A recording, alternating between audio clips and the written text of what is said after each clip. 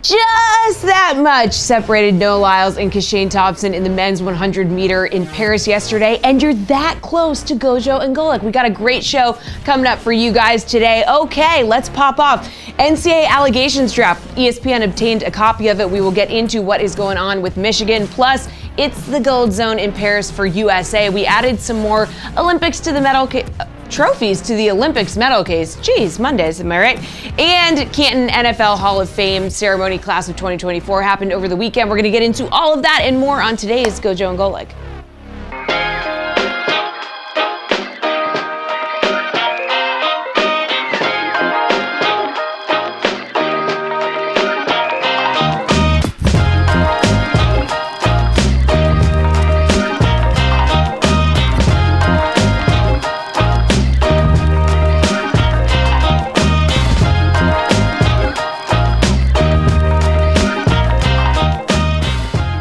What's up, everybody? Welcome to GoJo and Golic. Mike Golic Jr., Mike Golic Sr., and Jesse Cofield holding it down in the DraftKings studio in Boston. We got a great show coming up for everybody. As always, make sure you download, subscribe, rate, and review us. Leave us a 5-star rating, and check us out here live Monday through Friday from 8 to 10 a.m. Eastern on the DraftKings Network. Dan Murphy, staff writer over at ESPN, and my former high school football captain, oddly enough, who has turned into one of the better and more reliable college football reporters and just in general college athletics reporters. He co-authored a book on the Larry Nassar scandal and has gone on to do serious journalistic work in the way I've not. So I'm sure the Northwest Catholic student paper will probably write about him sooner than they'll write about me. But he's going to join us here in about 10 minutes as he, and alongside Pete Thamel, co-authored the piece detailing some of what we believe is coming down the pipeline for Michigan football. Finally, after the sign-stealing scandal rocked our world this fall, there is so much to get into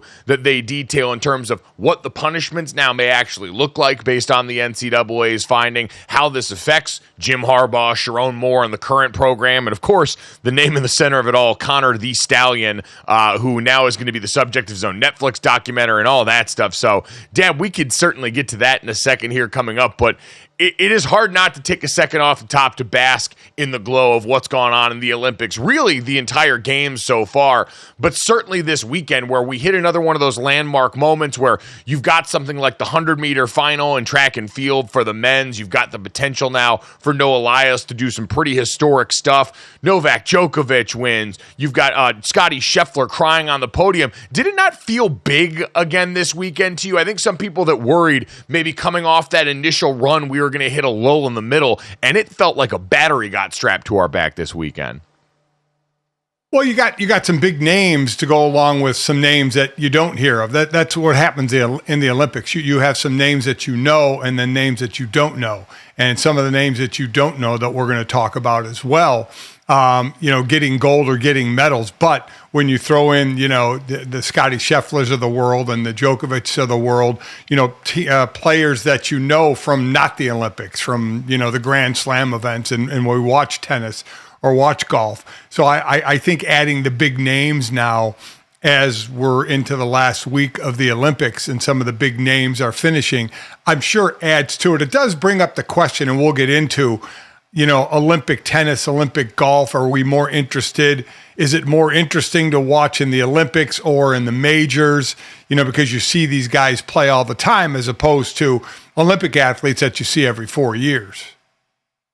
I think the part of that made this weekend for me, actually, because you're right. There is always that interesting feeling where for a lot of these athletes, this is the only time the mass general public is going to see them. Yes, there are world championships, as we find out. There are plenty of other events for swimmers, track and field, and everything else, but this is the big culmination of those sports in a way that it's not for the sport specifically this weekend, like men's tennis or like golf. But I think, like almost anything else in life, buy-in makes the difference. And when you see Scottie Scheffler crying on the podium, when you see Novak Djokovic crumpled together on the clay in elation because he's finally been able to bring a gold medal home in tennis, he's finally been able to add this to a robust hardware case. When you see how much it means to them, I think it makes us all realize how big this is. And then you go along with someone like Noah Lyles, that is an example of a sport where, hey, we knew this guy's name, he had been loud and brash, and he had talked his talk, and now goes and backs it up, and America likes winners. And so I think it shows you all the different sides of the coin and what can work in an Olympic Games that made it feel as big and made it feel as important to us as any of the majors that we'd see in golf or tennis. Yeah. No, I agree with that. As you mentioned, swimming and track and field are the two ones that are the two sports we watch a lot of. But seeing, the Schefflers of the world and Djokovic of the world, with the emotion that's involved. Because if you ask them, they would rather win, at least I think they would rather win a Grand Slam event than an Olympic gold. I maybe it's different for different people. With Djokovic, you're talking about the Golden Slam, winning the Grand Slam, and then the gold medal as well to make that part of it. So, where the track athlete or the swimming athlete, it's the Olympic gold. Where the golf and the tennis, you don't know where that stands, and as far as the majors are concerned, I think they would rather win a major. But it is good to see the emotion, and Rory kind of equating it a bit to a Ryder Cup situation, nation against nation, can make it interesting as well. It certainly can. We can talk about that, where the meaning lies in all of this relative to what we see in the rest of these sports coming up here in just a little bit. But Dad, meaning is at the center of a lot of what we're getting ready to talk about here with the Michigan football team. Again, Pete Thamel and Dan Murphy, who's going to join us, detailed in their piece that they're now the new Michigan head coach, Sharon Moore, is one of 7 members of the 2023 football program that is accused of violating NCAA rules, as there's been a draft of the NCAA's notice of allegations obtained by ESPN. The notice of allegations was going to be this big document that told us exactly what Michigan is being accused of by the NCAA and what the punishments will be like according to that. Now, in this draft, it states that Sharon Moore, who was the offensive coordinator and offensive line coach before and has now succeeded Jim Harbaugh as the head coach, could face a show cause penalty and possible suspension for allegedly deleting a thread of 52 text messages with former Michigan staffer and now famous espionage compliant Connor Stallions back in October. And Dad, it seems like most other things as you go through and read a lot of this, we remember so much of the subject of this is Michigan and this elaborate sign stealing scandal, not all that dissimilar in how it felt talking and hearing about the Houston Astros and their sign stealing scandal in Major League Baseball. The depth of it, the level of technology used in it for a lot of people changed the way they thought about this program. And Dad, based on everything we're hearing now, I guess that's at the center of this still is based on what you've heard and read so far about what could come out here. Has this still done anything to change how you felt about Michigan football and this national championship they won? Yeah, it really hasn't changed anything for me, as far as how I look at it. But it is certainly detailed. They're going to have I know Connor Stallions is going to have the Netflix docuseries, which doesn't really thrill a lot of us because nothing is ever really said in those docuseries. But through all the minutia, I think people are just going to care about a few things. What kind of trouble are they going to get in and what kind of discipline will be brought down on them for level 2 and level 1. You're talking about level 1 violations that had nothing to do with Connor Stallions, with coaches that aren't even there anymore. So, there's more to the allegations than just the Connor Stallions situation that Michigan is going through. No, there certainly are. And so for more on everything that could potentially be coming down the pipe for the Wolverines here, pumped now to welcome in Dan Murphy, ESPN staff writer, along with Pete Thamel, who broke the news about what now could be contained in this draft of the Michigan Notice of Allegations. Morning, Dan. How you doing, man? Good. How are you, Mike? I'm doing well, buddy. I appreciate the time this morning, man. And let's, I guess, start big picture as you're going through this and you and Pete Thamel are getting ready to report on this. What jumped out the most to you? What was the most surprising element or at least noteworthy element of this first draft of the Notice of Allegations? We've been waiting for a long time to get some word on this. So just having some momentum and some forward movement on what this is going to look like in long term for Michigan was interesting. But to me, the thing that stuck out was that the new Michigan head coach, Sharon Moore, was also in the list of people who could be facing some kind of punishment or sanction for this. Moore was accused of deleting a really long string of text messages between him and Connor Stalions on the same day that the news about Stalions having sort of run this operation came out. So I think that was the thing that stood out to me. I don't know what kind of, this is a level 2 violation, so not quite the most serious one for Moore. I don't know what it will mean for him in the long term, but the fact that he's looped into this along with Harbaugh and everybody, most of the other folks that were accused of doing something wrong in these allegations, in the Notice of Allegations draft, have already left Michigan, but Moore is obviously the head dog there now. So you mentioned for these other allegations or for coaches that left, the Harbaugh is considered the new Pete Carroll of ditching USC before any allegations hit as he goes to the Chargers. So as I said, I don't know how much people will dive into the minutia of this, but they want to know when we say between level 2 and level 1, what's the distinction of possible penalty that would happen for Michigan? It's a good question, especially because the NCAA is, I think, floundering a little bit right now and figuring out how to hold schools accountable. Right? A couple of the hammers that they've wielded in the past are not that effective anymore. They don't want to punish current athletes or future athletes by sanctioning Michigan with future postseason bans or something like that for kids who weren't on the team. Harbaugh's gone. It's hard to punish him at this point. I think it will probably end up being something like a fine. It'll be a financial penalty that Michigan's going to end up paying for some of this stuff. But between level 2, level 2 is much more of a slap on the wrist, and you get almost like a probationary type of sentence, or you might miss a game or have some small sort of, you can only recruit, the recruiting window shrinks or something like this, some small penalty from the NCAA. And the level 1 violation is much bigger. And I think that's likely to see where we see a potentially big fine for Michigan coming out of this. So to be clear, the notion of potentially vacating wins or Michigan's national championship from last year, are any of those things in jeopardy based on the current trajectory for this?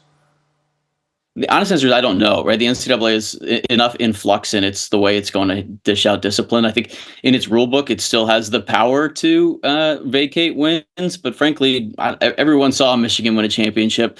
The fact that they suspended Harbaugh late in the season, the Big Ten suspended Harbaugh late in the season for these things, and Michigan still steamrolled over the rest of their competition and won it all. Charlie Baker himself, the head of the NCAA, the president of the NCAA, told us in January when we were talking to him, that I think the fact that Harbaugh sat out, we revealed that this was going on. Michigan got rid of Connor Stalions in the middle of the season, and they still went on an undefeated run. Baker himself said, I think this justifies that they were the rightful national champion. So he's not the one who gets to make a final decision on discipline, but the fact you get the NCAA president saying they earned a championship makes me believe that they're not likely to strip the Michigan of its title. Yeah, vacating is a ridiculous thing anyway. Everybody knows what Michigan did on the field. Yeah, exactly right, Mike. You know exactly what that means. Did Jim Harbaugh leave Michigan holding the bag?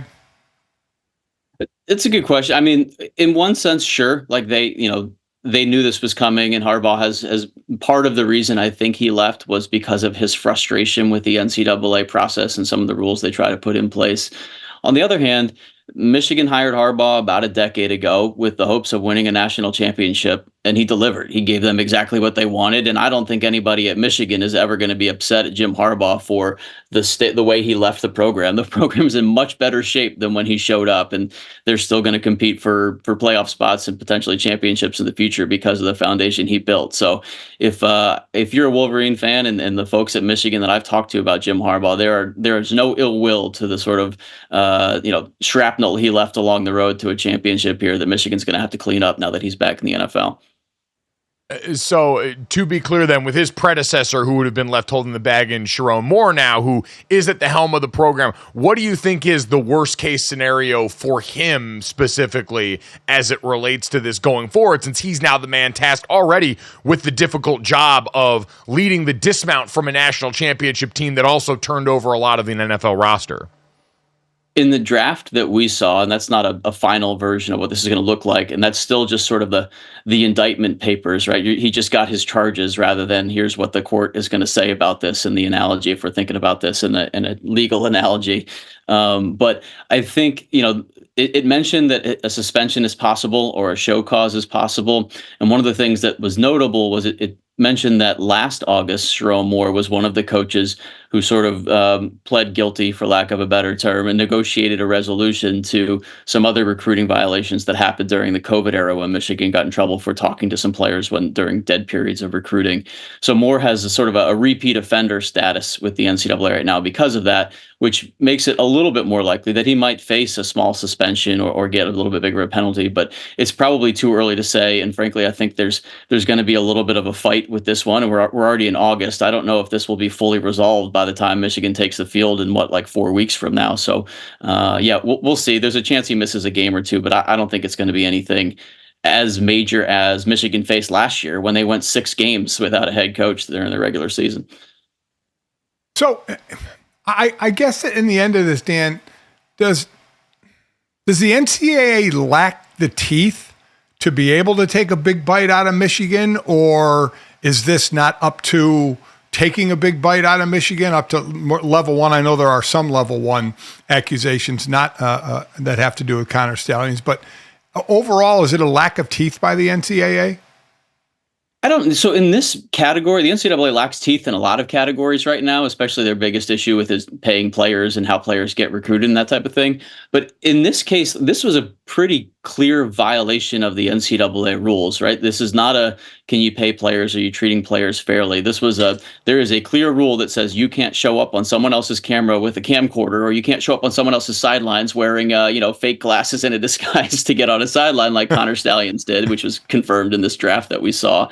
But, I think the bigger issue for the NCAA is that Jim Harbaugh, who's usually they like to hold a head coach accountable for this stuff, and Harbaugh is gone.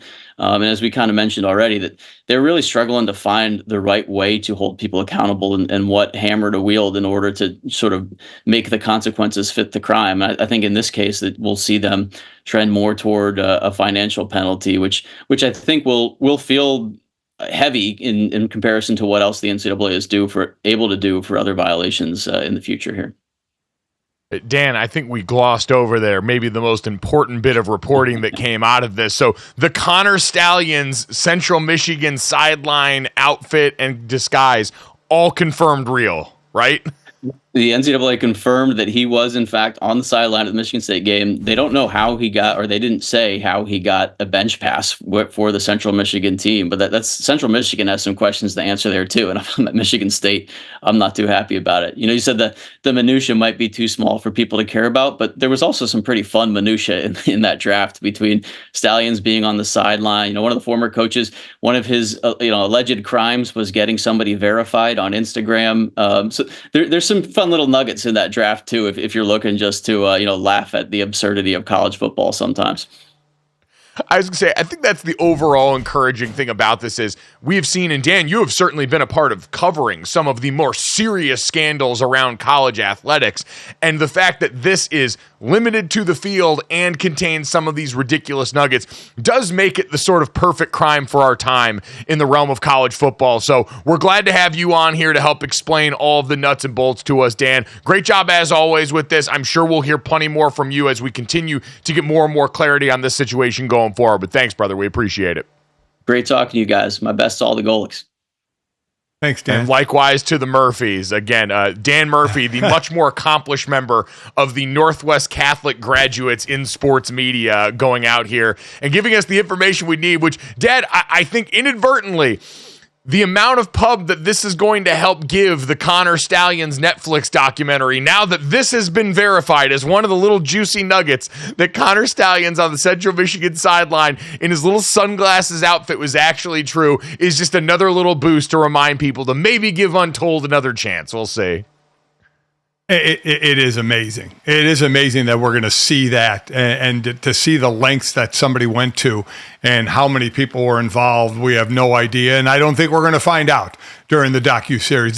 That's the shame of this is you get the docuseries and you hope you get it laid out and what happened, but we're not going to get that. We'll get a few laughs of him in a disguise on the sideline, and unfortunately, I don't think you'll get a whole lot more other than that. No. You know what? Coming up next, we'll tell you why there's really not going to be all that much to care about coming off this, as we then get ready to care a whole lot now about having the fastest man in the world. Plenty of updates on Connor Stallions and the U.S. Olympic dominance next on GoJo and Golic.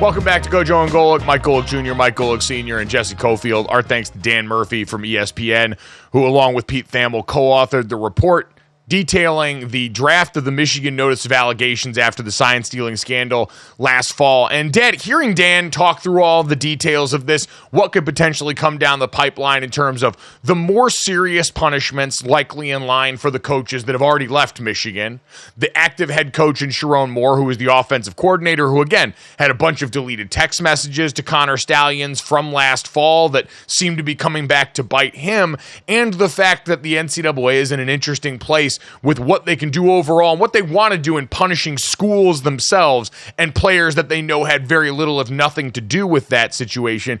It seems like, all things considered, Michigan could walk away from this more whole than we expected, given the gravity of what happened last fall. Is that kind of how you feel? Oh, yeah. Yeah, I think a coach will get suspended for some games. The school may get fined, but it doesn't seem like they're going to punish the players for it, which is something we've always had an issue with, right? If a player does something, all the players get punished. If a coach or coaches do something, the players get punished. And we don't want the players to get punished. So it's a fine line of how do you punish a school that doesn't kind of punish the players as well if you want to have teeth in your punishment. Suspending Sharon Moore for a few games is probably going to have the same effect that it did of suspending Jim Harbaugh. None. They're probably going to go out and they're probably going to win. So it is a fine line of punishing the people involved and not punishing the players, but still, so there is some form of punishment so you feel like, okay, they have been properly punished. But I don't think we're going to get that. I think any Michigan fan would trade whatever punishment they have for the national championship and say, we're good. Yeah, I think that's the thing coming out of the back of this that I ultimately fall on, because you're right. They tried to punish them last year in the midst of that season, and they overcame that and still won at the end. Even after the bullseye was still on them and the target on their backs with all the sign stealing, they still then went out in the most pivotal stretch of their season and accomplished. And that does a lot for the court of public opinion. I think for everything else, Dad, there was nothing that we've heard so far through Dan and Pete's reporting that's going to change anyone's mind from before and how they felt. If you were a fan of a rival school that still thought everything that Michigan's done is tainted under a cloud of uncertainty right now, you probably still feel that way and then some. You probably still feel like all of this is FUBAR and all the back half of Jim Harbaugh's tenure should be suspect. If you're a Michigan fan, yes, if you get sanctioned in the next 10 years of Michigan football are mediocrity and anonymity, it is worth it for a championship in the 21st century that you can now hang your hat on. And honestly, where I sit, I always looked at this, and maybe this is the player brain in me, where I looked at a roster that was so rich in NFL talent that did accomplish after all of this, and knowing in my mind that sign stealing in football specifically, I believe can only go so far. This isn't baseball where it's a little bit more transactional in the way the matchups go, where it is more matchup based. Football is a much more complicated and dynamic ecosystem when it comes to how these things can actually affect the outcome on the field. And in my mind, still, the players had to go and manage and finish the job on that more so than any sign was going to get credit for, more any sign theft was going to get credit for. So in all that, I don't think this really changes how I look at it, which is Michigan still won the title last year. They went out there and got it done. They beat everybody in also the simplest way possible, which was downhill through their faces, which I don't know why. Maybe that lends a little bit more to my ability to believe that the impropriety could only go so far in helping them out when you could just operate with blunt force trauma as your major weapon. Yeah. I mean, they were just better than everybody else, but the detractors, especially from the rival schools, are going to be, well, maybe they were helped because they had the signals of the opposing team. So maybe that they were already a really good to great team. Maybe it made them even greater. So there are always going to be those that are going to say it helped them in no uncertain terms to win a national championship. I as someone unbiased to it, I don't see it, even though it was illegal what they did, and you could see it potentially helping if you know the signals. I mean, that's why schools have 3 different people, sending in signals and hold up cards and try everything they can to disguise what play is going in. So if you know what play is going in, it should be a pretty good advantage to you. Not enough, and I feel like I'm talking out of both sides of my mouth, because not enough where I'm going to say it taints the championship. But as I said, you do see to the extreme degree they go to get plays in. So to actually steal plays and have plays in hand sounds like a pretty good advantage. It also sounds like it's very difficult to do because, to your point, they've been sending plays in like that since I was in school. That's nothing new, which tells you the threat of this has always been something that everyone's kind of preparing for in some way, shape, or form. Michigan obviously crossed a line with it in terms of how serious and how intricate it was. I think the Sharon Moore side, too, Michigan was kind of aware of this, and if you look at the way this was going to go, notice of allegations basically means, hey, if you try and leave the school and go somewhere else, you're still going to pay this penalty there, too, and the new school has to know that. And so if you look at Michigan and Sharon Moore, they kind of needed each other. Because if Jim Harbaugh was going to leave and there were going to be these allegations hanging over the top, not exactly the most desirable job in the world if you're trying to recruit someone from the outside in. And conversely, if you're Sharon Moore and facing the potential of a show cause penalty, where even if you had taken a job somewhere else, and we know he was starting to become one of the hot candidate names for a future head coaching job, hey, you might be a little bit less attractive to an outside school if all of a sudden they know this hammer's waiting in the background. And so for him, being able to stick it through at a place in Michigan that knows him, that appreciates him, and that is going to give him time to work through this initial discomfort that comes off the other side of this, Jesse, I think shows that these two were kind of tailor-made for each other in terms of how they were going to walk out of this scandal into the next phase of Michigan football. Yeah, guys, and I have a question for you. Maybe this makes me sound like an idiot. I don't know, but I'm going to ask it anyway.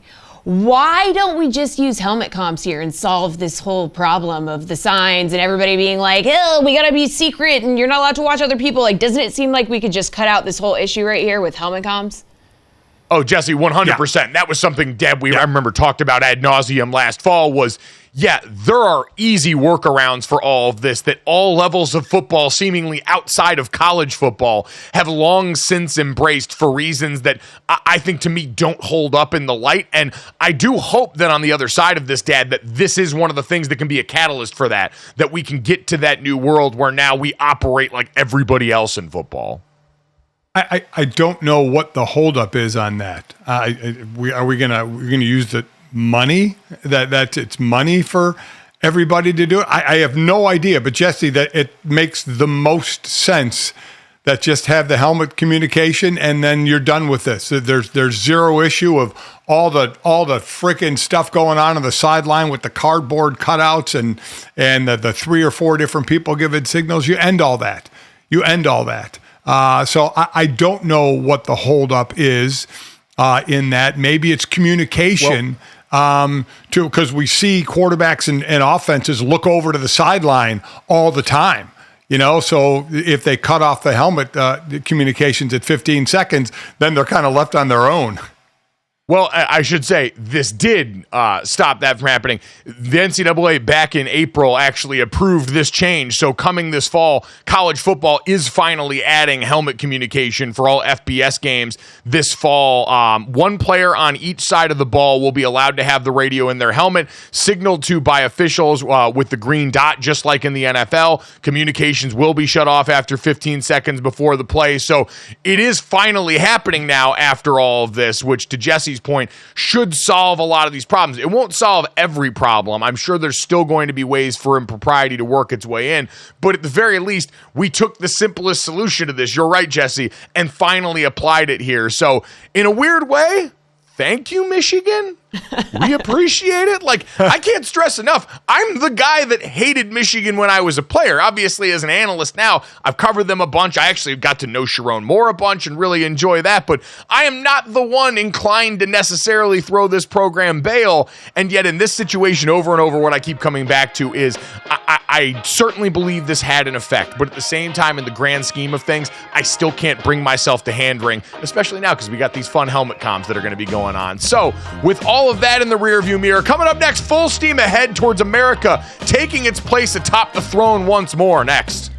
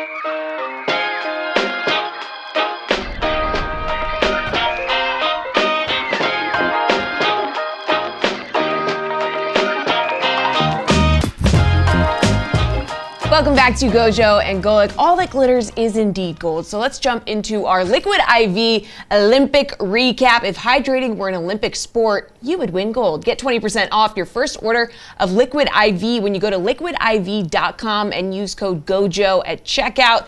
So guys, Team USA doing the dang thing, adding to their medal count this weekend. Now just one gold medal behind China. Okay. 19 gold, 72 total medals for the U.S., as we mentioned at the top of the show, just by a literal nose for Noah Lyles, you guys. As close as it gets for a guy who loves the spotlight, let's be honest, okay? He's had some controversial comments in the past. He talked about, NBA champs not being able to be called world champs, etc. But guys, he's kind of out here backing it up, and he's getting a lot of press. And so, he knows this is his chance, right? As a runner, as a sport that we talk about maybe only comes into the consciousness every 4 years. Here he is doing it. Yeah, Dad, he did it in the event that I think is the simplest form of pride for a country like ours, where you whittle it down to the 100 meters for so long being referred to as the fastest man in the world. One of the things you all do out at recess, one of the simplest forms of competition amongst human beings. And for us as Americans, this thing that, to Jesse's point, we do only care about so much track and field in this country outside of these moments, to get to say we have the fastest man in the world again, for the first time since Justin Gatlin on the men's side in 2004, is something we're all going to love. But I do think, in a weird way, Noah Lyles and the comments that he's made and the brashness he's approached this with, he is a true blue Gen Z athlete superstar out here with the painted nails, out here making waves with the NBA crowd who are all waiting in the wings for him if he potentially failed. Even though we're all rooting for the USA, there were still some folks from NBA Twitter that were going to have their moment in the sun if all of a sudden he faltered. And it looked like he might during the race, as the folks from Jamaica got out ahead of him a little bit, and he had to hawk down in that closing couple seconds of this. But Dad, his ability to draw attention, I think, actually made this moment even bigger. Something that was already going to be big was highlighted by someone that went out there and talked the talk and then walked it, which everybody, no matter your background, I think can universally respect to an extent. Yeah, and when you talk it the way he talks it, there's no doubt about it. He puts even more pressures on his shoulders, but he doesn't care. And this truly did show he was the fastest human, because his start, he was last. The first 10 yards, 10 meters into that race, he was last. He got out of the blocks. I don't know if it naturally has a slower start or whatever. And I know it's a matter of time. He won by 5/1000ths of a second. But he was last or second to last 10 meters out. So he truly had to be the fastest human to pass everybody, including Kashane Thompson from Jamaica.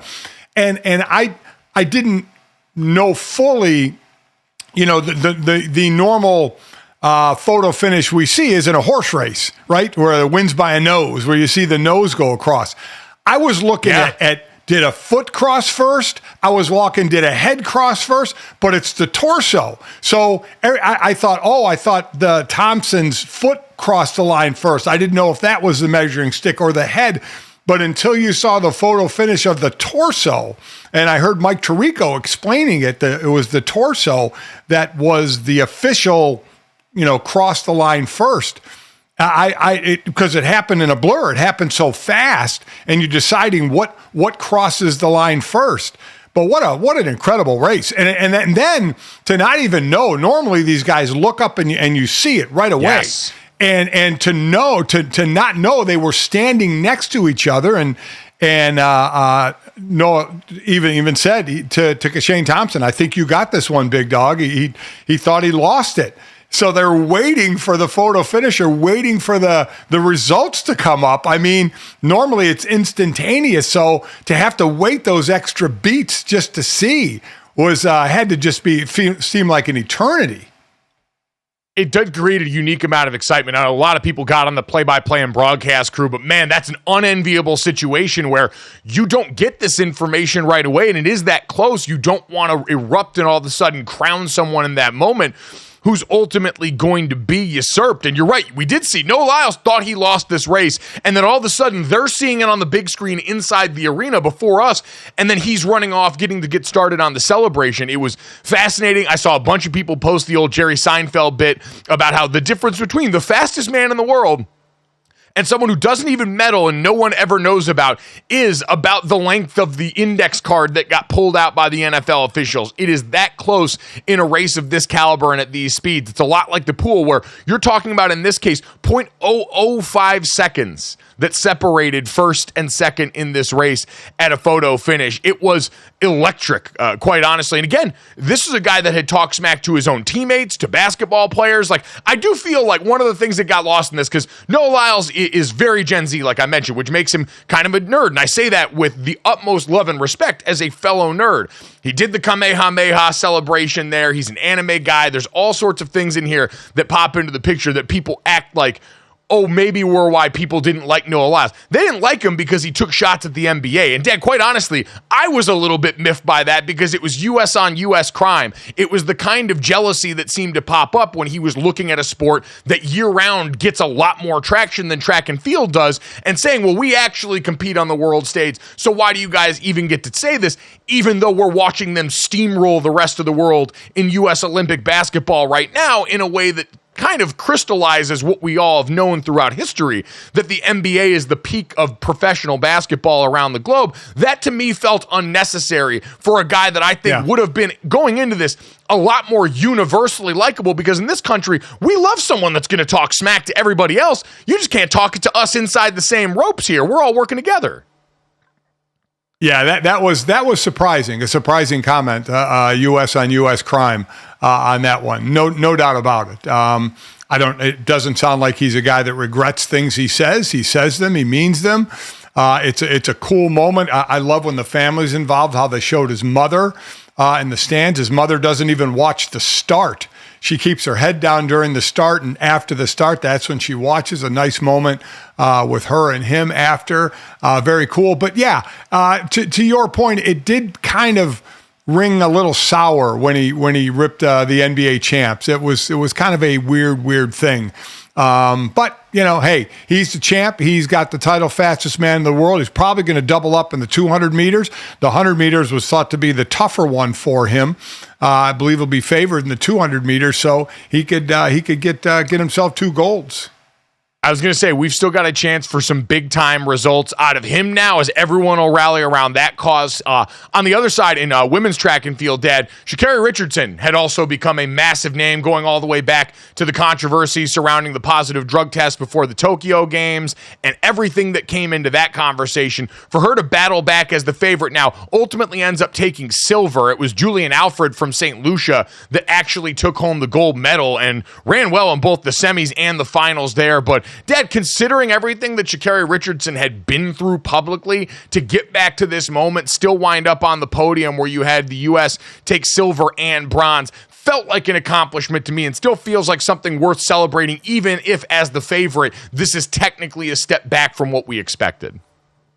Yeah, she has been through the ringer. There's no doubt about it, and she wanted obviously the title, which she didn't get. So yeah, there has to be some mixed emotions there about coming back, what she came back from, but not being able to close the deal. I would think. Real quick, we got. Can't forget Fred Kearley took the bronze in the 100 meter. Wanted to give him some love for that. Another U.S. sprinter. But for Sha'Carri, yeah, it was a shame that she couldn't come all the way back from it, but them's the breaks. And I love watching this race because you see the replays of it 20 times because it's such a fast race, and you can see everything from the start to the where they try and catch to the finish. It's an incredible race to watch because it is so quick. It is, and on the other side of that, I saw Chad Johnson and Shannon Sharp both said, hey, the U.S. payout for gold medals is only $37,000, so we'll put up 25 bands each for anybody that goes out here and wins Olympic gold or sets a world record. So Noah Lyles, in a sea of other things and accomplishments that I'm sure you'll benefit from, congratulations on getting $50,000 from 2 guys on a podcast back here in America. USA, USA, USA.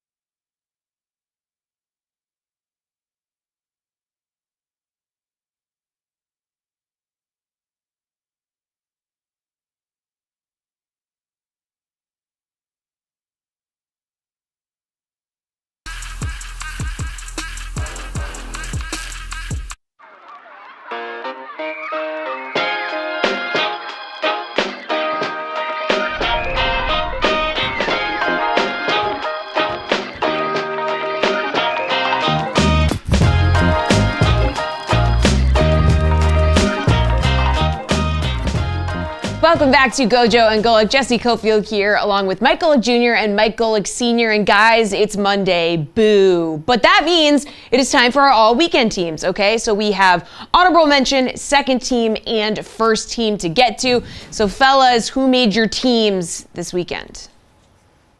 Yeah, we had a lot to choose from. All weekend team has been a delightful mechanism during the Olympics for all the spillover because, Dad, there are so many great storylines going on in the games right now that we want to get to here. And so I'll start off with honorable mention, and this is where I think we should talk about Scottie Scheffler, who I want to give this to, who won Olympic gold in U.S. men's golf going over to this tournament. He outlasts guys like Tommy Fleetwood that had been near the top. John Rahm was certainly in contention for most of Sunday and is getting a lot of ire as he did peter out in that last 18 holes that you don't have to play over on the Live Tour anymore. But, Dad, I think Scottie Scheffler's tears on the podium were such a moment of validation as we talk about and wonder how much do these guys care about this particular outing relative to the majors that ultimately end up defining a lot of their legacy on the tour. I think that answer was a lot. You saw Scottie Scheffler's reaction, a guy who has done everything on the tour this year, who used this moment where Xander Schauffele faded on Sunday, his competitor for Golfer of the Year, to, I think, solidify that it is his and his alone, and that while he only had the one major compared to Schauffele's two, this year in golf overall belonged to Scottie Scheffler, a man whose dominance in ball striking shined through once again yesterday. Yeah, and it is interesting that the tears and emotion that he had. I wasn't sure what it meant to these players, and everybody's different, obviously, on what an Olympic medal means. And you know my thought on the Olympic medal. I mean, my God, to represent your country. But you know, these guys have their majors and have their sport, of which, you know, they're on TV every week for, but the majors, I still don't know if anybody would give up a major for an Olympic gold, but doesn't mean the Olympic gold can't have incredible meaning to them. And it did have a lot of meaning to Scottie Scheffler. And certainly for him and Tom Kim, who a lot of people, they saw the tears from Tom Kim in the scoring room there and thought it had something to do with the other storyline, which was in South Korea, where he is from, able-bodied men who are are obliged to serve 21 months of military service before they're 35 in that country, unless they win a gold medal at the Olympics, the Asian Games, or the Asian Games, I should say. And he's going to have other opportunities to do that. He said after the tears were more just about how much it would have meant to bring a medal home to his country. And so, Dad, I think seeing Scottie Scheffler console him as well, another one of those things that really underscored just how much this does mean. And you're right, there's a lot of chances at majors, though. There's one every 4 years for a gold medal that's on par. It's the same gold medal that Noah Lyles got for being the fastest man in the world as the medal they get to wear. So cool moment for them. Who's your honorable mention, Dad? My honorable mention is going to go to Kristen Faulkner, who won gold on the cycling road race.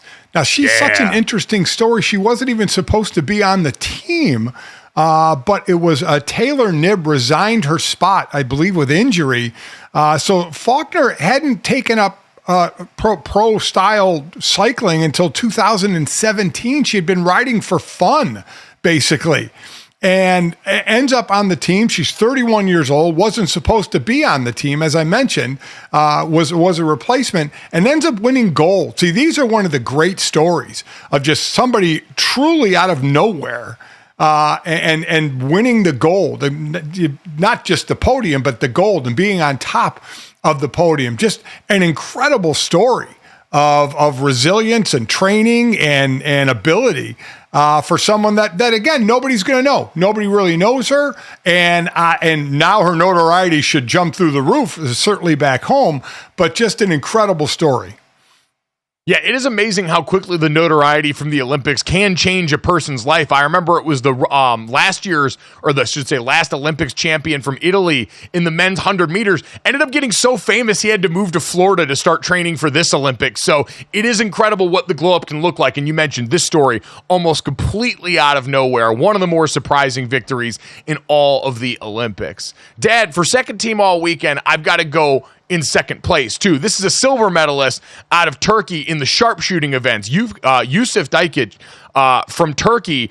ended up winning and being a part of the first silver medal in this event for that country, but he did it without any of the bells and whistles. We had all seen some of the pictures of sharpshooting where competitors are allowed to choose how much gear they want to use, and a lot of them have all these different features to block out light to make sure that they're looking down the barrel. And here was Yusuf just sitting there with his hand in his pocket, raw dogging the entire event, going out and managing to get silver. He took the Olympics by storm, Dad. And I feel like you, someone who purveys dad energy as much as anybody else, can appreciate this guy's very dad-like approach to this entire contest.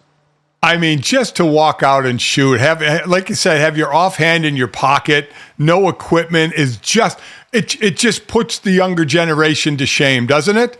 I mean, wait, you need all this stuff, and here I am just going to go out and shoot and basically beat most of you. I mean, it's pretty. His quote about it was incredible. He said, "I do not need special equipment. I am a natural shooter." If that's not the most badass thing someone said all Olympics, I don't know what is. It's because he's a killer, right? That's why. Oh, yeah. He's 100%. A hitman for sure. He's a hitman. Yep.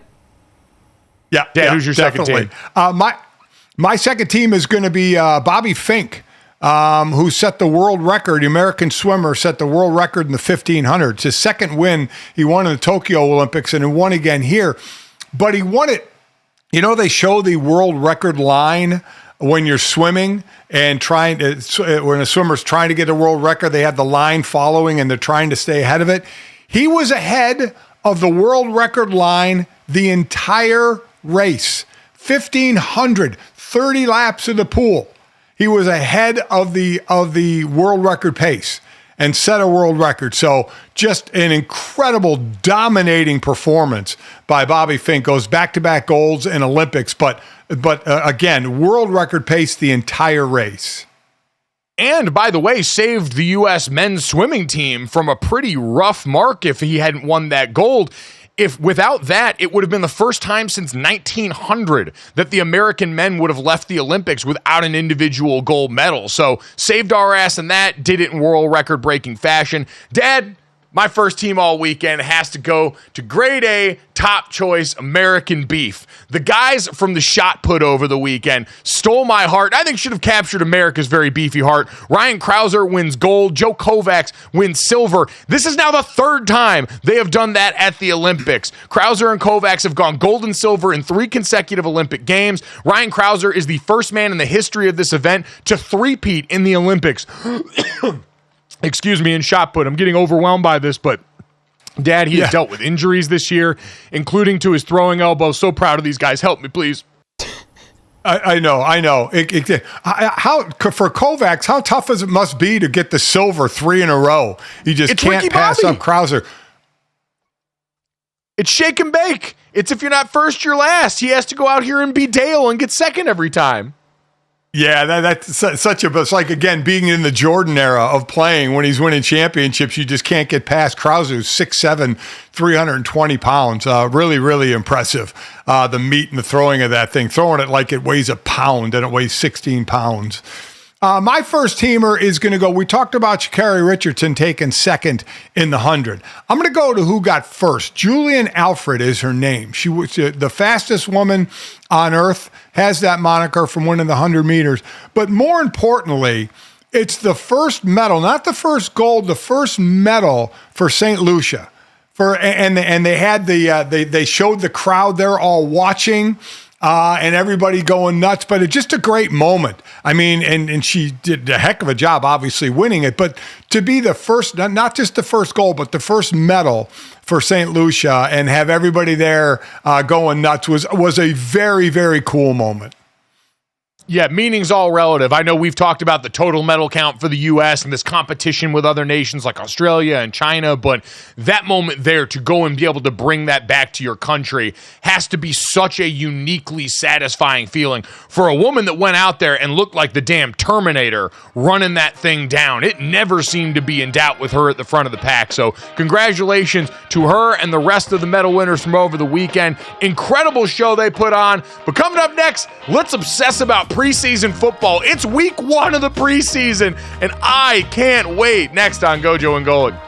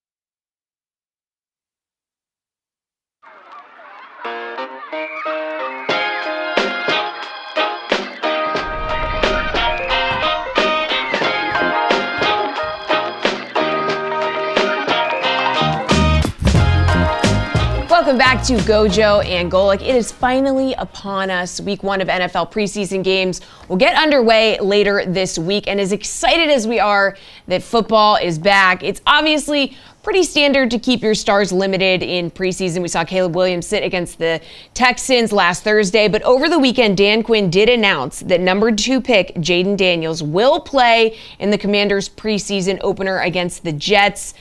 Guys, we're going to get our first look at Daniels in that one. Pretty cool. Great to give him some action, but as we have mentioned, you got to be careful with your top rookie picks here. So how much of him do you actually think we're going to see? Boy, let me tell you what, I don't know how much we're actually going to see from him, Dad. It's probably going to be a series or two if I had to guess the way they try and manage these guys. But Dan Quinn, you can tell this is a defensive head coach because he is not going to coddle his sweet new baby, who he has spoke glowingly about throughout the course of camp, and we could certainly get to that. But throwing him right to the New York Jets defense, who, hey, maybe we'll see their starters, maybe they won't. But that group is deep, incredibly well coached, and one of the most lethally pressuring groups in the NFL last season. So that's a hell of a first outing for Jayden Daniels' his look at NFL football. Yeah, and you wonder, like you said, against a good defense, but how much will that defense throw at you? That's what you don't know. If they keep it vanilla, if they don't, you don't know. But I think these rookies have to get their feet wet. I mean, I know there's 3 preseason games, but you have to get your feet wet. You have to get some live action. As much as you want to think it's live action in practice, it's not unless you're practicing against another team, where I do think coaches do like that actually more than preseason games by practicing with which another the Commanders team. will do, by the way. They'll practice against the Jets in Florham Park on Thursday in the lead up to this game. Right, that's what the teams are doing now. They're practicing together before they play their preseason game, and I actually do think you can get more out of that than you can out of a preseason game. So the game will get talked about more than the practices, but I almost think it should be the other way around of what you're going to see. But as far as the games are concerned, you're going to have to throw these rookies in. You're going to have to get their feet wet at some point. You are. At the same time, though, I sort of push back a little bit on the idea that you have to do this because, Dad, if there was really some decided advantage to rookie quarterbacks playing in the preseason where it actually made them perform better, all these teams that are wandering around talking about the same things we are, the fact that half these guys usually bust out, if this was really predictive in any sort of meaningful way, all the rookie quarterbacks would probably play in the preseason and we would get to see plenty of these guys. I feel like so much of this conversation happens because we are bored. Like the reason you said that we're going to talk about the performances in the game more than in practice is because we all actually get to see this. Like the few media members there get to see him, and then there's the closed practices. So we only get so much. We're grasping at straws and little morsels from the table, and we're all so bored, we try and inject this into the conversation so that maybe some coach feels compelled to play a rookie in a spot where overall I can't really point and say, yeah, there's some tangible benefit to doing it or not. It seems like a case-by-case thing, and we're lucky here that Dan Quinn looks at Jayden Daniels and says, yeah, I want to throw you out into the limelight. Yeah, but it's amazing how we can all watch 2 series and decide how a player's career is going to go. Damn right. we watch it. Well, he's going to be great or he's going to be a bust. It is amazing how we do that. But you're right. We're so starved for it that you want to see these guys play. You just want to see them react. I really don't. To say I don't care where the pass goes. I want to see the quarterback making the right decision without the happy feet, and that's tough to ask in your first preseason game, but that's what you're looking for. You're looking for where you go with the ball, how you're reading the defense, and things that people won't really recognize when it's going on. But certainly in film afterward, you will. Did you recognize coverage? Did you get into the right protection for the defense? Did you go through your routes? Did you hit the right guy? Did you throw to the right person? Those are all the things you're concerned about that the normal person, when they're just watching the game, won't really see and know until you get into tape. I do love, you're right, and that's the one thing I think that's been lauded by Dan Quinn and others that you're hearing out of camp, and it kind of matches what we heard all in the pre-draft process. What we heard from Brian Kelly and company when they talked about Jayden Daniels, which was this guy has an aptitude for the game, and this guy took and digested the coaching we gave him and was able to go then out there and execute it on the field better. He did get better at working through his reads. He did get better at the mental processing from the neck up and was able to display that for a lot of people in the pre-draft process. And so you hear Dan Quinn talking about that. It doesn't just feel like lip service for a rookie quarterback. It's different now when you see it at full speed, but Dad, that's where I think some of the other things they did for him kind of comes into play, because you look at the rest of this team and what they did specifically in front of him, right? We've talked a lot about Cliff Kingsbury as the offensive coordinator coming over, who last time on Dragon Ball Z, when he had the actual sticks, was at the helm for Kyler Murray in an offense that was good and then would peter out, good and then would peter out, never feel like it evolved all the way. That's still going to remain to be seen. But you look at the group in front of him, what did they do? They went out there and said, all right, well, Kansas City's got some pretty good DNA as a program, so we'll get Andrew Wiley, who was one of the guys that tackled there. We'll get Nick Allegretti, who was a very pivotal backup for the Kansas City Chiefs and started some clutch games down the stretch. And we'll get that DNA in the building. But then Dan Quinn said, hey, you know what? I understand how important a center is for a young quarterback here. I'm coming from Dallas. I've seen Tyler Biadasz in practice every day since he got into the league, since I've been here. And I know what he's about, and so I am going to entrust my rookie quarterback with him as the guy in front of him that he can bounce information off. Because, Dad, we talk all about that relationship between center and quarterback. How much do you put on the plate of one versus the other based on the experience in the room? And I do think Dan Quinn giving his vote of confidence to this Washington team and saying, hey, I know what this guy's about from the neck up, and I think it can help our rookie quarterback, is not an insignificant thing. Oh, yeah. To be able to take any of the burden off of a rookie quarterback with a veteran center is absolute money to help with the protections and the slides. I mean, it's absolute money. So, and like we said, we'll see a lot of the work during the practices where you can go ones on one, twos on twos, twos on ones, and you could really put your quarterback or your team in a situation that you want to see. So I do think that's the benefit of the practicing, and I think that's what you'll see more of the benefit during the practices than the actual preseason games themselves. Dad, Jaden Daniels second in the NFL Rookie of the Year odds according to DraftKings Sportsbook, behind the number one overall pick in Caleb Williams, and ahead of guys like Marvin Harrison Jr. and some of the other members of this class here. For you, is that too high, too low, just right? How comfortable would you feel putting money down on Jaden Daniels to win this? I mean, he's going to get the opportunity, right? I mean, but you look at Caleb Williams. Caleb Williams has better weapons. So that's what you look for as a supporting cast for your quarterback, from offensive line, to which Washington did improve upon the offensive line, but then you look for the weapons as well. And it seems like Chicago, at least, on paper, have helped out their rookie quarterback more with weapons than they did in Washington with Jaden Daniels. So I think that's a big part of it, not just to say who it is, but what they have around them. Same with a Marvin Harrison Jr. I mean, he may be the, Trey McBride, the tight end, was the big receiver in Arizona. Now you've got a good wide receiver, Marvin Harrison Jr., so he may get a lot of opportunities.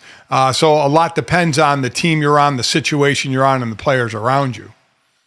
Yeah, and I think you look at the rest of this list too, like you're relative to the rest of the pack here and what we're going to talk about with these guys. Marvin Harrison Jr. plays a dependent position. Malik Neighbors, who is fourth in the offensive rookie in the year odds at plus 1,400, is walking into a situation where we've got questions about the guy who's going to be throwing him the football coming off injury, the organization's commitment to him. Bo Nix is still in a quarterback composition out in Denver. J.J. McCarthy might not even start week one. Drake May might be in that same boat in New England. Like, if you look at the field for offensive rookie of the year, I get a bunch of these guys are going to see the field. Drake May is at some point this year going to be the starting quarterback. J.J. McCarthy is at some point going to take over for the Vikings and have all those weapons. But, Dad, I get down to this list at like Xavier Worthy, who is, I think, the eighth best odds at plus 2,500. There's no way Xavier Worthy on the Kansas City Chiefs team, I think, is going to get enough of the target share on his own in the way that offense operates to win this award. Keon Coleman behind him, Ladd McConkey. Like, once we get to that group of position players, I think it's going to be pretty hard. So I think we're talking about a pretty narrow field for Offensive Rookie of the Year this year. Yeah, I would agree. I would agree with that. And it's interesting with the quarterbacks, with 6 taken in that first round, 4 potentially could not start the season, right? I mean, J.J. McCarthy probably won't start. Drake May may not start. Bo Nix in that three-person or might be two-person competition now. And Michael Penix isn't going to be starting for Atlanta. So it may just be Caleb Williams and Jaden Daniels if Jaden gets the start. So and I agree with you. I think we'll see JJ. I think we'll see Drake during probably Bo during the season. The only one we may not see, it depends on the health of Kirk Cousins and how well Atlanta is playing. We may not see Bo Nix. I think he would be the one with the hardest route to get onto the field. But 4 of the 6 quarterbacks probably not starting. You mean Michael Penix Jr. with the hardest route to get on the field? Because I think Bo Nix is going to end up starting the season. Like, I understand right now there's been a lot of noise about Jarrett Stidham having a good camp going through there. Zach Wilson also in that room, but I think a third in that conversation right now.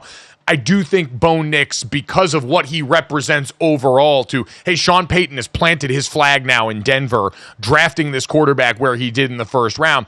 I think he's going to have to get on the field sooner than later. The Michael Penix Jr. one, though, Dad, for how much consternation that pick received from the outside world, because he's the second stringer, we're going to see him in the preseason. And I imagine we're going to see him in the preseason plenty. And it will be interesting what version of the conversation that creates. If all of a sudden Michael Penix Jr. goes out there and starts doing what we saw at Washington, which is ball out at the helm of an offense that's got a bunch of weapons around it, albeit first-team weapons that probably won't be out with him a ton there during the preseason. It just has a little potential for spicy around a guy in Kirk Cousins who knows a thing or two about usurping the plan at quarterback, coming in behind him in the draft, and Robert Griffin III back in the day.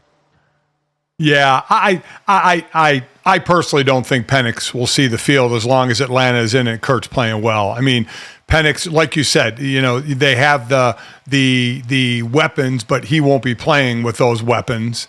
So I do think of the 6 quarterbacks, he is truly going to be a backup, barring injury, for the entire year. I don't see him getting on the field. I really don't. Oh, no, not based off merit, but the injury part is real. Kirk Cousins is coming back off an Achilles, like we talk about with Aaron Rodgers and the issues there. This is an older NFL quarterback who, albeit even between Rodgers and Cousins is the far less mobile of the two. He is the more pure pocket passer of the two, and so you're going to ask less of him physically in that way, but it's by no means a guarantee, and I think that's why, part of the reason Atlanta felt compelled to go up and get Michael Penix Jr. where they did. So it is fun because you're right, the way we've positioned all these quarterback battles, a lot of these guys do have a chance to be seen in the preseason, which is just, at the end of the day, fun for us, even if it is not overwhelmingly predictive of what's getting ready to come here. So we're excited to see Jaden Daniels take the field for the Washington Commanders, defensive head coach throwing us a bone. Jesse, I got to imagine everyone in Miami's feeling pretty good right now, because for all the wailing that's gone on completely across the other coast, as Mike McDaniel's former employer, the San Francisco 49ers, have been trying to figure out how they're going to pay everyone, Miami just keeps writing checks and saying, well, we'll do it. We'll pay all you guys. Come on down to Miami. Yeah, Tyreek Hill was like, listen, I want my guaranteed money. And they were like, right away, we will make that happen for you. So he just restructured his contract, right? He now has the most guaranteed money for a wide receiver. So they agreed to a $106.5 million guaranteed for that 4-year, $120 million contract that he signed last year. So total value in years not changing, you guys, but with all the other receivers, Jalen Waddle on his own team getting those big guarantees, Miami rewards Tyreek Hill when he says he wants that too. Makes sense, right? Good move to make him happy. You got to keep him happy. He is your weapon out there.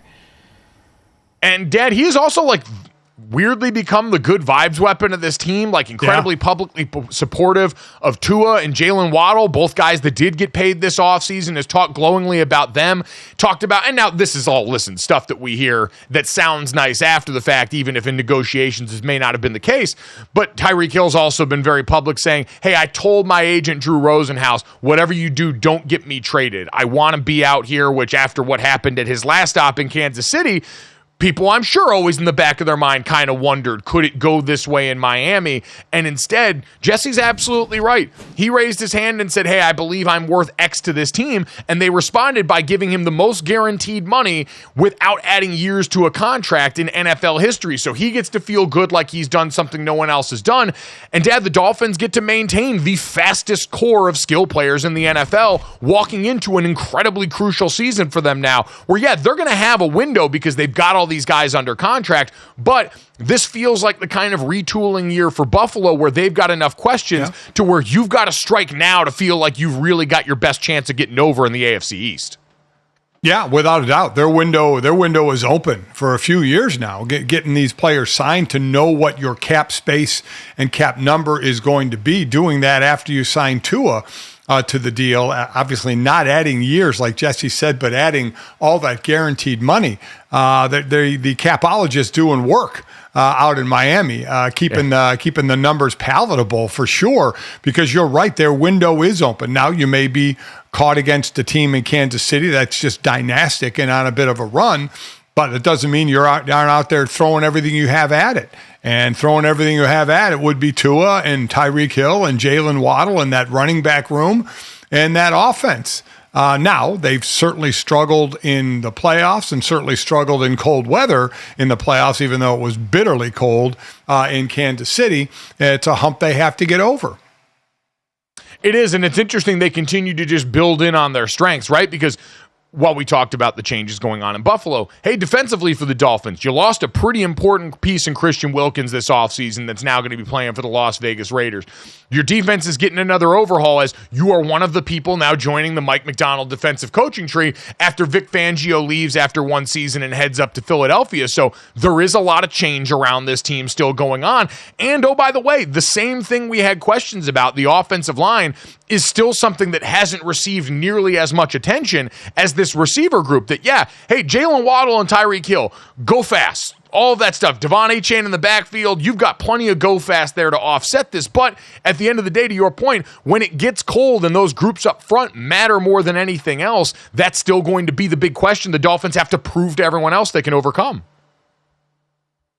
Yeah, that is the O-line question, right, for this team? I know they picked up a couple of free agents in the offseason, but that's the question mark, not only who is going to be on the line, but where they're playing. You know, mixing and matching on the offensive line or where they're playing, because you're right. I mean, it is going to come down to playoffs and in cold weather to be able to move the ball and run the ball in a conventional manner. Yeah, it is. Offensively, that's certainly going to be the case. And then defensively, listen, we talked about it a bit when we did our division previews, but the other side of the ball, in addition to the scheme change, is dealing with arguably two of their best players, and Jalen Phillips and Bradley Chubb, both still on PUP, coming off injuries last season where, Dad, we remember going into the postseason, one of the biggest reasons we felt comfortable Kansas City was going to get over the hump against Miami in that cold was less so the weather and more so the fact that, yeah, Kansas City's weakness was at tackle, and Miami just did not have the bodies to go out there and to be able to compete with them on that front now. And so those pass rushers, it's a different ask in a defense like this that's coming over versus what Vic was doing, but it's still an area to be concerned where now some of your best players, a lot like we talk about with the Cleveland offensive tackle group, are all coming off injury heading into a season where they're going to be asked to shoulder even more of the load without one of those big nuclear options in the middle of the defense that Christian Wilkins represented in the modern D-tackle scheme. Yeah, that is a lot to ask when you're starting on a PUP list after an injury from the season before, of just where you can be physically. Because you're right, it was a lack of bodies in the playoffs for Miami. They were just down too much, and when you're down that much power on your edge rushers, it puts a lot of strain on the middle, as you said. So. Yeah, I mean, and it's the one thing we can never prognosticate, right? We can never know who's going to be hurt and who's not going to be hurt. We have no idea when they're going to be hurt, if they're hurt early but heal late or healthy late, or they get hurt late and really cost you like it did in some variances in Miami. Yep, certainly did on defense for them. Offensively, we know that offensive line constantly having to move around last year didn't help. But now that Tua's got all that money, we're going to get to the refrain this year where if the offensive line does show some cracks or struggle a little bit, part of it's going to be, hey, we're paying you all that money to mitigate some of what happens with the rest of this roster if it does go wrong. That is now the range that Tua finds himself in as this Miami Dolphins offense keeps getting paid. So again, Tyreek Hill, new money, but not new years, and his deal as the fastest core in the NFL gets to stick around for a little while longer. Coming up next, we mentioned the fastest man in the world, Noah Lyles. Part of the way he burst onto the scene was with some controversial comments about the basketball played in the NBA. Well, coming up next, the basketball being played on the world stage is not disappointing. Why the one guy we predicted would be a star is showing up big time for the U.S. Next.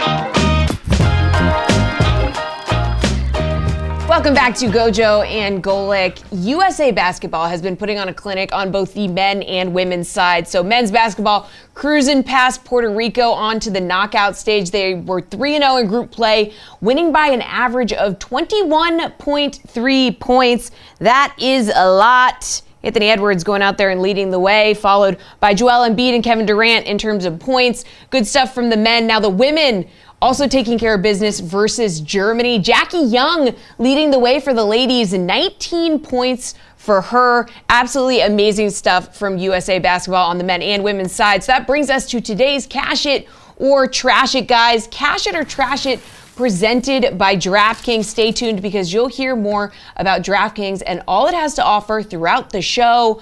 DraftKings, the crown is yours. Guys, men and women, huge favorites to each win gold. As we've discussed, they are cruising to victory. Let's check out the odds here. Men, minus 600 to take home gold. Huge difference between them and the second, Germany, plus 800. Then we go over here. The gap even bigger for women's basketball. Minus 3,000 to win gold for the women, plus 2,500 for France. So, guys, I mean, technically anything can happen in the knockout round, but come on. Are you going to go against Team USA on either side here? Seems you'd have to be a little tapped in the head to do it. You'd have to be kind of insane. And in DraftKings Sportsbook, they're going to give you that opportunity. On the women's side, you've got Team USA versus the field for gold, where you can get all of the rest of women's basketball in the world at plus 1,200 or the women at minus 3,000 still. And Dad, even with that, I'm rocking with the U.S. on both sides. I understand we've talked about the three ball can even things out quite a bit if you get a team that gets hot and shoots streaky, as the U.S. maybe goes cold. But we've seen both of these teams take harness and weaponize all of the talent at their disposal, even though they don't get to play together as often as some of these other countries.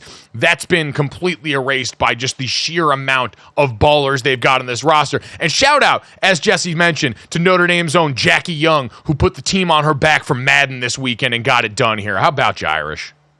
Love that. Love the Irish connection there. I mean, the women, it's ridiculous how favored they are. That's not even a question. I don't even think it's a question for the men either. And the men have been doing it in different ways in their three games. Kevin Durant, Bam Adebayo, and Anthony Edwards have all been the leading scorers in each of the three games, and all of them have come off the bench. Not one starter has led the team in scoring. And Steve Kerr said, we know how we have to play in these international rules, and obviously they're getting guys off the bench as leading scorers. He said we have to focus on defense, because of just what the thought is. If the other team gets hot in the three-point land and USA doesn't, that could make a game closer than we think it should be. So they focus on especially three-point shooting teams, perimeter defense.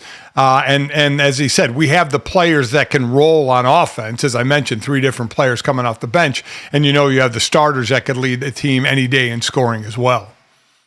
You do. It's an embarrassment of riches.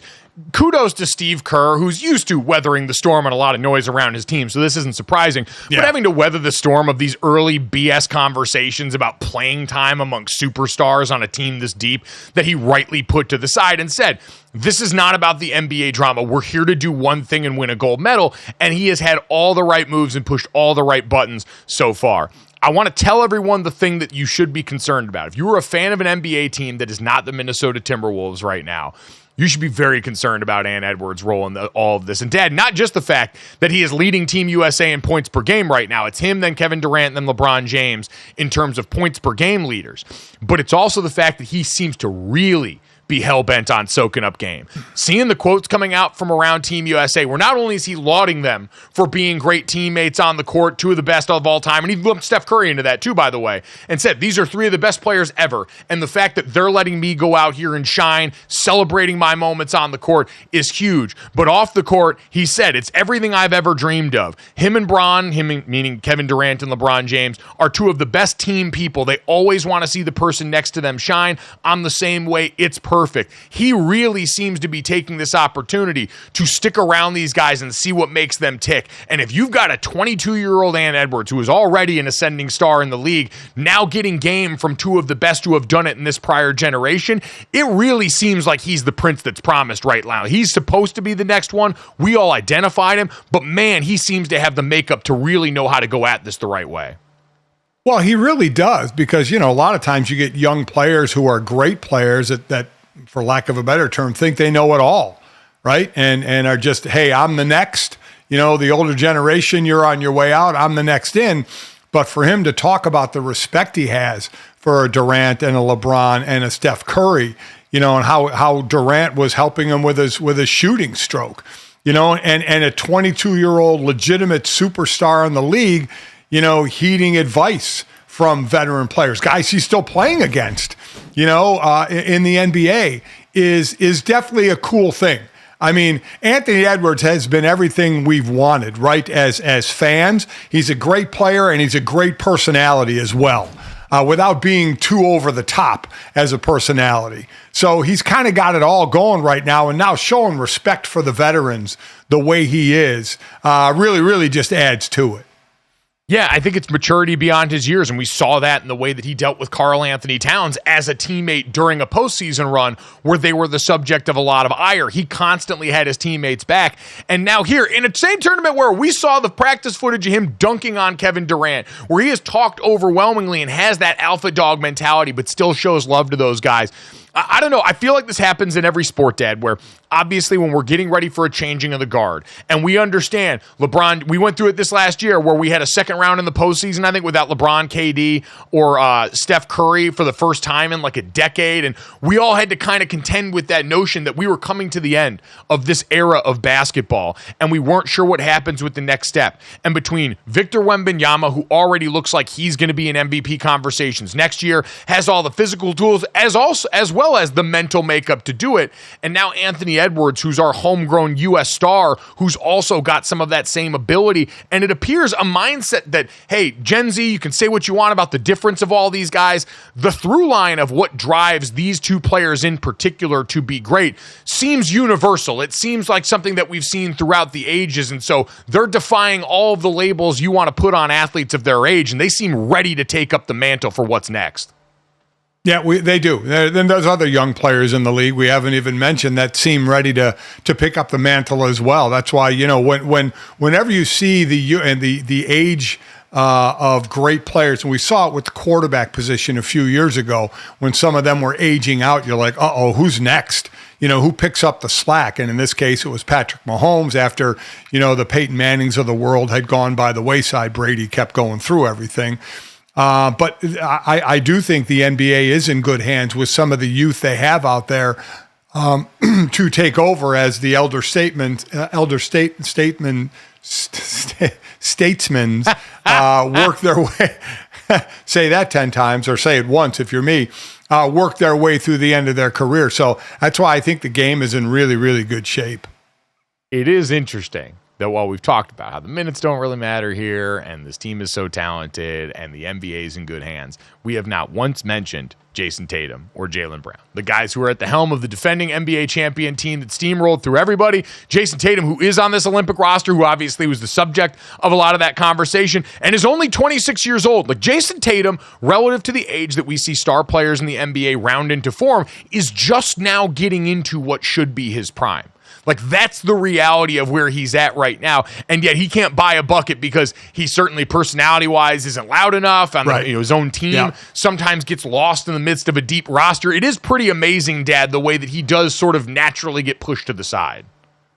It is. It really is. And it's amazing that personality has something to do with it, because we just see players on the court or hear them in the post or pre, talking. And the thing about it is Anthony Edwards is a great player as well as Jason Tatum is a great player, but he has a little more flair or personality. Now, should that matter on the court? The bottom line is the Celtics are wearing the rings, and I think at the end of the day, that's all they really care about. They're wearing the ring. They are. They got the hardware finally. I will be interested if some of that stuff starts to mean a little more now that the main thing has been taken care of. Coming up next, one of the main things from this weekend, Gold Jackets going out in Canton, Ohio. We'll take a look and listen at some of the best speeches next.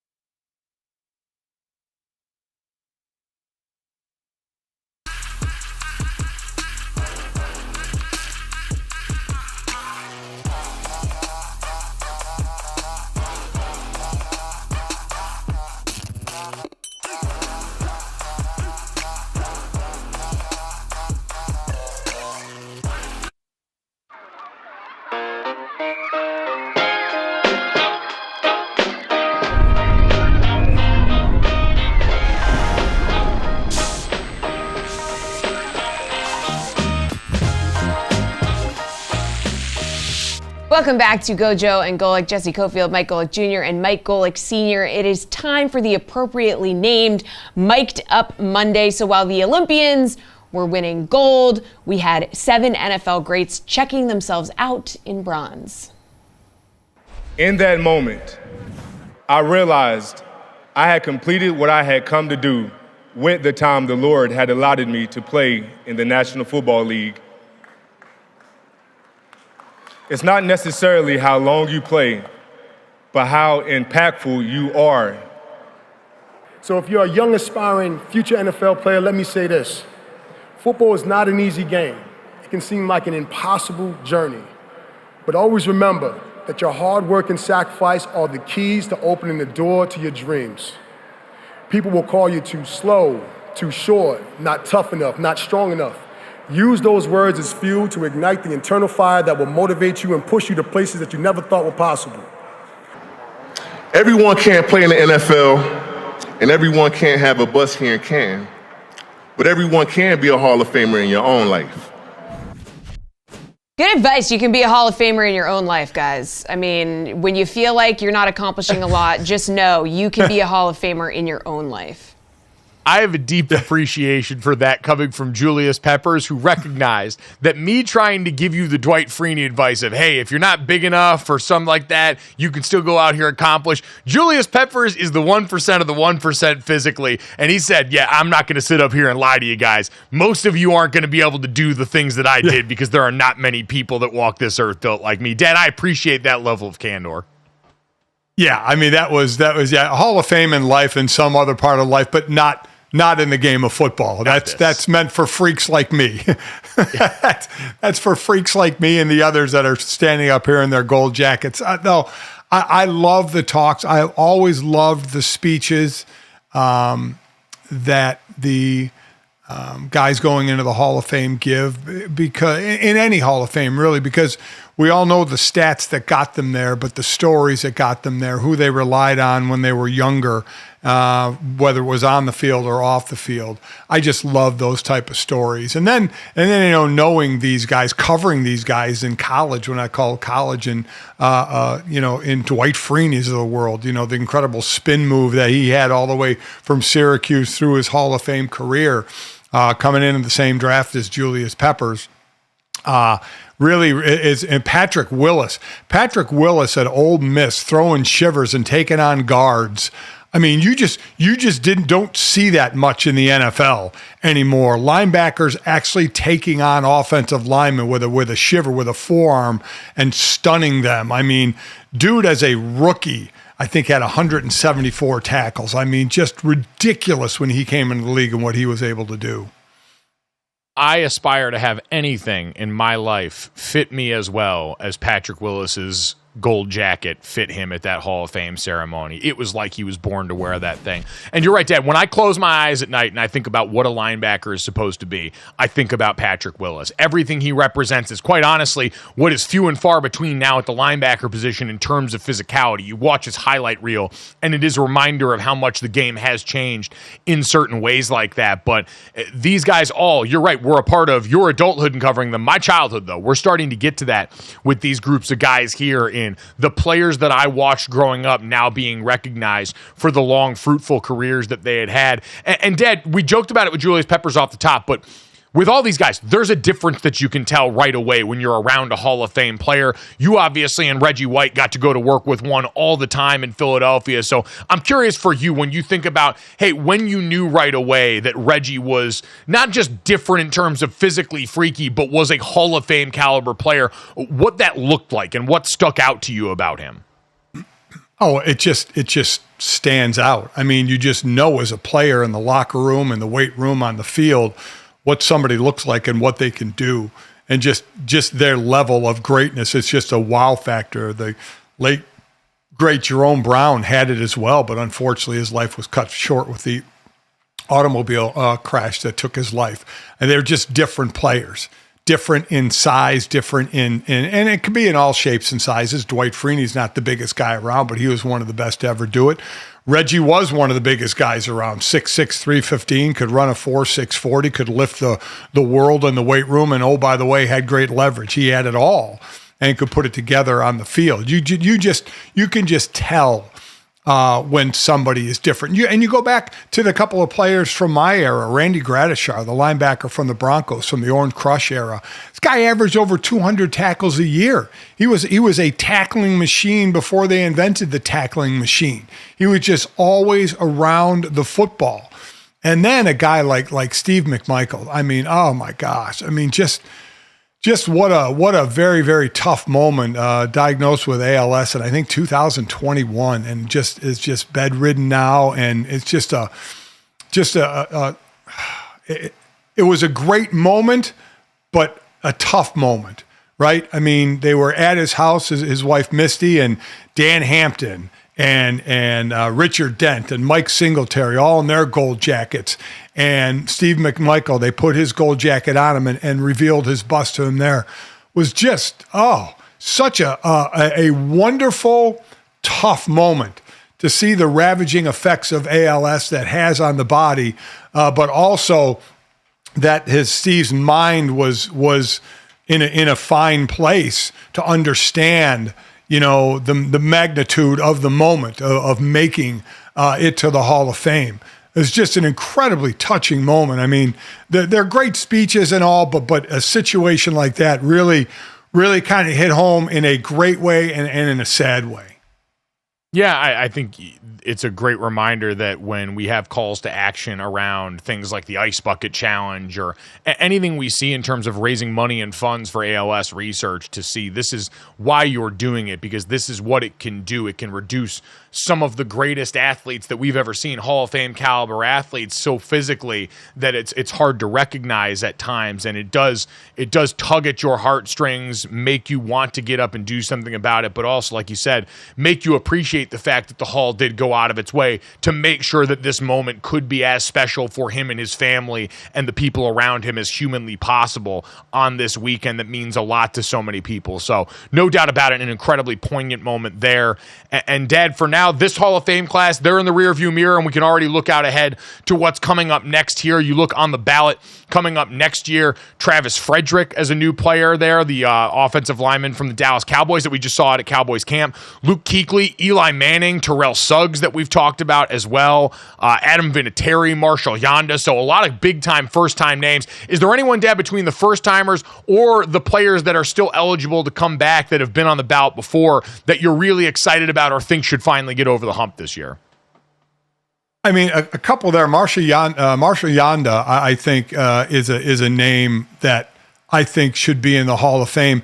And Luke Kuechly, now, again, you get into a shorter career, right?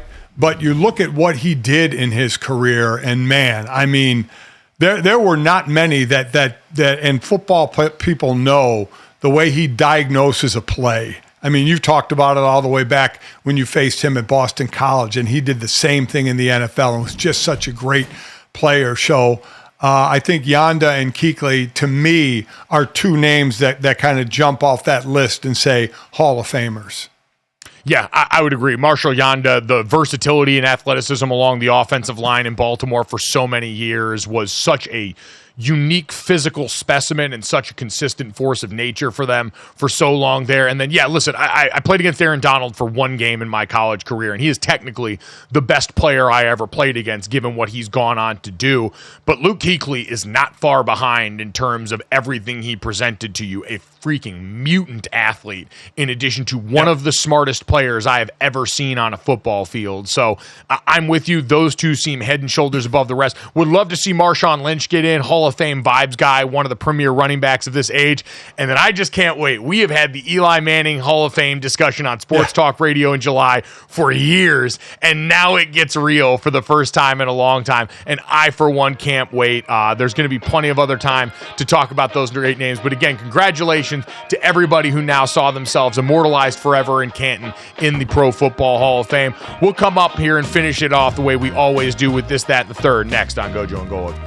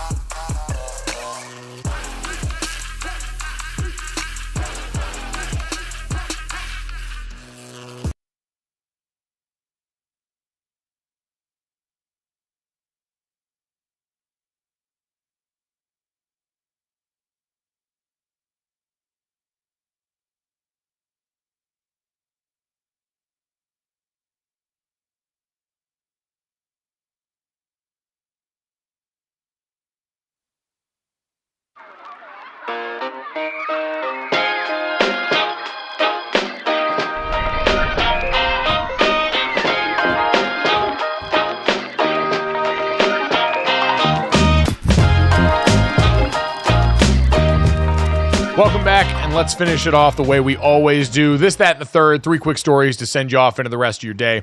As always, make sure you download, subscribe, rate, and review us. Leave us a 5-star rating, and check us out live Monday through Friday from 8 to 10 a.m. Eastern on the DraftKings Network, our YouTube channel, Samsung TV Plus, Roku, all those fun places. Go ahead and do it, and if you miss us live for whatever reason, make sure you check us out, as always, wherever you get your podcasts so you can hear our great guests like ESPN staff writer Dan Murphy, who joined us to break down everything that's going on with the draft of the Michigan Notice of Allegations that was received and reported on by ESPN. Again, you can check that out wherever you get our podcasts, as well as available right here on YouTube as soon as we get done with the show. And guys, let's start off with this. We're a show that proudly stands against the machines and the revolution. And this Olympics has been full of propaganda for Google's AI service. We've seen plenty of ads talking about it, trying to soften the blow, make AI seem like it's something that's your friend, it's cool, you can hang out with, and do plenty of things with, like write a letter to your Olympic hero. In an advertisement that has thankfully now been pulled, Google had an advertisement showing a parent telling his daughter to use AI to write a letter to her Olympic hero in Sydney McLaughlin, who is getting ready to compete in USA track and field. Guys, this one smelled funny to me right away, and I'm glad I wasn't the only one, because the notion that parents would be out here essentially telling you to plagiarize a letter to your hero always seemed kind of foul to me, and Dad, it's nice to know that justice prevailed. Oh, you're not kidding. I mean, to think, write a letter to your hero using AI. I mean, come on. I mean, are we the epitome of laziness now? To let somebody else write your letter for you? I mean, it's ridiculous that you're supposed to write a letter to your hero, what they mean to you, and you're going to let AI do that? I'm glad they pulled that. I'm glad they said it tested well, and then obviously didn't go over too well. So they pulled the ad, which is a good thing. What's next? Are we using AI to write our Santa Claus letters at Christmas time, kids? Tell Santa what you want for Christmas, and then AI just gets to decide. Google's like sending you the links to buy stuff. Just no. It's a slippery slope. That being said, there is one area where I think Gemini, which is the Google AI, or any other AI, could be incredibly useful. And Dad, Jesse, this would be something that you both have experience with that I don't. Can we find a way to outsource wedding thank you notes to AI? Because that seems like an area that people would happily offload if given the opportunity, Jesse. Yeah, I mean, if you could figure out a way to do that, oh God, people would pay for that service. That's just the absolute worst part of, you almost want to do just no gifts at your wedding so you don't have to write the thank yous. It's terrible. Yeah, because it's really just about getting the thank you gift a note, not really what it says, right? Mm-hmm. So just have AI create something. It's just about sending them out, because it seemed to be the toughest thing for newlywed couples to do, especially on the bride, to send out thank you notes. Oh, 100. Can I say, as a person that's only been exclusively a wedding attendee, I have never once cared about receiving the thank you note. Agreed. I don't know why we do Agreed. it. I don't think that there's any reason this has to happen. I understand in theory because it's just part of the decorum of how we do things. I barely look at them. I open up, I receive them, and I almost immediately throw them away. It's not even and I save greeting cards. I save the dates for weddings, but the thank you card almost immediately gets trashed. It's a generational thing. Like it's gonna go away for sure because it's so silly. Yep. It's like agreed. It's so gonna go silly. away completely. Outdated. Yeah. Yep. There we go. Like human beings losing our tails coming from the days of primates, hopefully we can ditch these useless thank you notes. Even though the tail would be sweet, the thank you notes kind of suck. I digress. Jesse, let's get to that. An artist that I truly love around here is having one hell of a summer, and it really hit its peak at Lollapalooza this weekend. Yeah, Senior, this is Brat Summer, okay? Chapel Roan is just making her mark this year. You can see here we have a visual of the crowd at Lollapalooza. It is insane. It looks like it is just packed to the gills. I mean, just the number of people out here for an artist that has blown up relatively recently, okay? She's been around for a while. She's just kind of starting to blow up. So GoJo, the question for you is, you get a chance to go see Chapel Roan or Taylor Swift. Who you going with?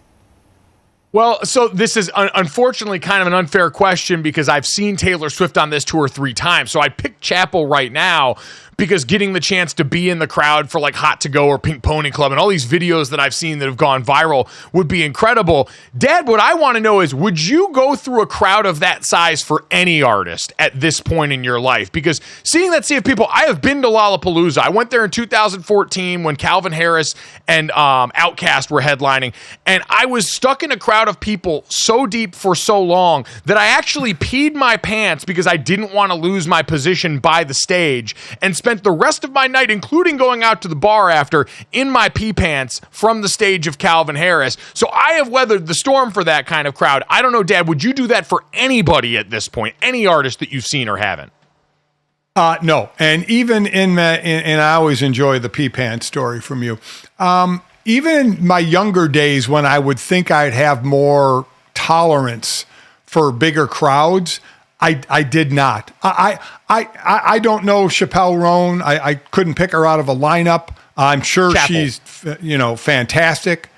I applaud her blowing up or whatever. Yes. But I looked more at the crowd and thought, no way could I stand in that crowd for hours. I mean, there's just no shot. It looked horrific. Nothing looked fun about that to me. And while those people are there and having a ball, have a great time. This is nothing against you. Have a ball. I just could not do it. And did I pronounce her name correctly? No, it's Chapel. It's Chapel. Think of like a chapel at a church. Chapel Roan. Oh, Chapel Roan. Okay. Yeah. I'm sorry. Chapel. Get to know the name because I don't think she's going anywhere. As Jesse said, her album came out this time last year, basically in the fall of 2023, but her rise in the last few months has been unprecedented. She is an absolute rocket ship. She's a ball of energy. She's a ton of fun. And I think this is just the beginning of her star turn. And more scenes like this. She ended up headlining Bonnaroo. She was moved up from one of the smaller stages to the headlining stage for that. And so hopefully we're going to have plenty of opportunities for this. And yes, you are going to see me somewhere just trying to get in where I fitted at a Chapel Roan concert near you. Jesse, let's finish this off with the third and something that's a little bit easier for my father to grasp. Yeah, a Super Bowl champ, Brad Johnson. Okay, hanging around on a Friday, nailing trick shots. So we got a video from him where he shoots a basketball and then immediately follows that up. So he's got the basketball on his finger, spinning around. He launches that sucker and then immediately afterward launches a football. They both go swish. Amazing to watch. But the question is, how many takes did he have to do to get this right? And how many takes is appropriate? If you're doing the viral videos, do you have to disclose how long it took you to make that happen? To be honest, I don't think you do, because I could sit around for days and probably not make this happen. I guess that's the thing for me, Dad, is I know the degree of difficulty is still high, even if I know that wasn't the first take. Brad Johnson's become well known in the trick shot scene, which is sort of like America's Funniest Home Videos. I'm amazed that this form of entertainment has lasted as long as it has. Like the Dude Perfect guys made an entire empire off of this. Brad Johnson going out here and creating his own little fiefdom, but I'm still impressed by it, Dad. What about you? Well, again, I don't know what can be edited. The basketball goes out of the frame. So can something be edited? Conspiracy theory, Senior. I don't know. I don't know. But I'm just asking, the football doesn't go out of the frame. The basketball goes out of the frame.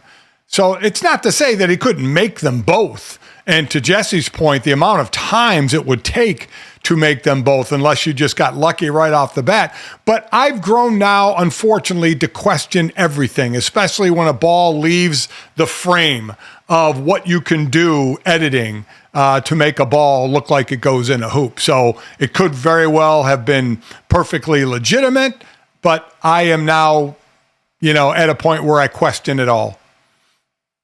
Dad, questioning everything that you see on Twitter or Instagram or God's internet in general is the proudest I've been of you in so long. It's absolutely the only way to operate in 2024. I am scared of everything in the free world that comes off that website right now. We have much more serious examples of that we can certainly talk about as of late. But Brad Johnson trick shot videos are the perfect place to remind all the loved ones in your life, question everything you see on the internet here. Except for our show. Download, subscribe, rate, review it, leave it a 5-star rating, and check it out here every Monday through Friday. Thanks so much. We'll talk to you tomorrow.